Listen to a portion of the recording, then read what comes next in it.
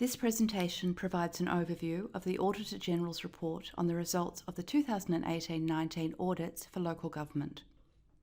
The report summarises the results of our audits of the financial reports and performance statements of the 79 councils, 10 regional library corporations and 17 associated entities that make up the local government sector.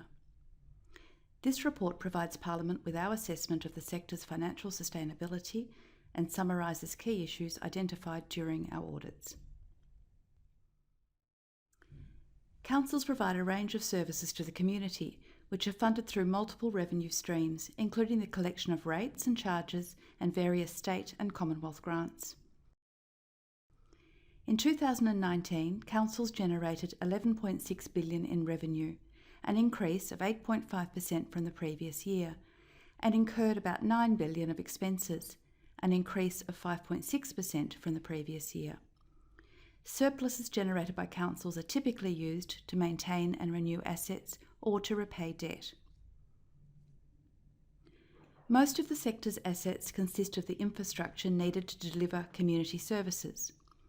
Given their service delivery nature, these assets do not generate income, nor are they easily sold to fund operations. They require significant upkeep and oversight to ensure they continue to meet community needs. The sector's asset value grew to $107 billion during the year, mainly due to capital spending on new assets. During the year, we issued 102 unmodified audit reports on the financial statements of local government entities. Of these opinions, 2 councils missed their reporting deadline. One was granted a time extension from the Minister for Local Government. The other applied for an extension, but made the application after the statutory deadline had passed, and therefore the application was not considered. We also issued 78 unmodified performance statement audit opinions. The audit of one council's performance statement is still outstanding. We found thematic errors across the sector's performance statement reporting, mainly in a lack of consistent and accurate reporting. We also identified 187 financial statement errors, totalling $240 million. Common errors included the incorrect valuation of infrastructure assets and incorrect recognition of developer contributions. These errors were corrected before the audits were completed. We identified 127 new medium and high-risk internal control issues, mostly in asset management and procurement areas.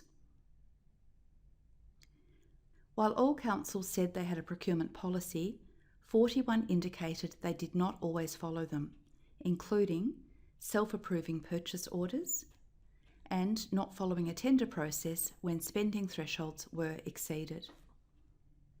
While nearly all councils confirmed they had monitoring controls to ensure compliance with their internal procurement card policies, 35 confirmed instances where they were not always followed. Many councils outsource part of their operations.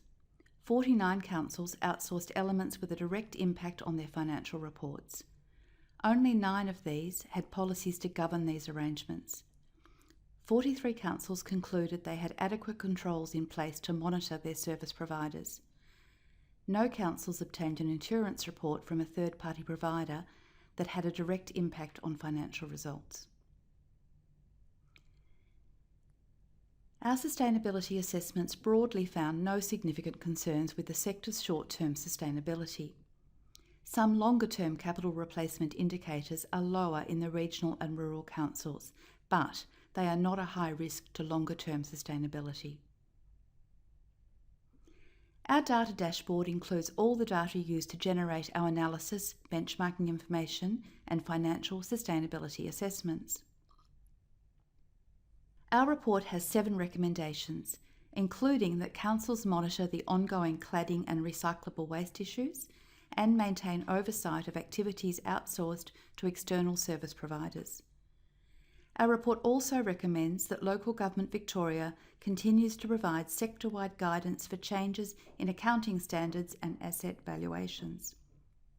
In summary, the sector continues to operate sustainably, but there are some signs of emerging longer-term risks. While the sector faces some ongoing internal control issues, None are critical. For further information, please see the full report of this audit on our website at www.audit.vic.gov.au.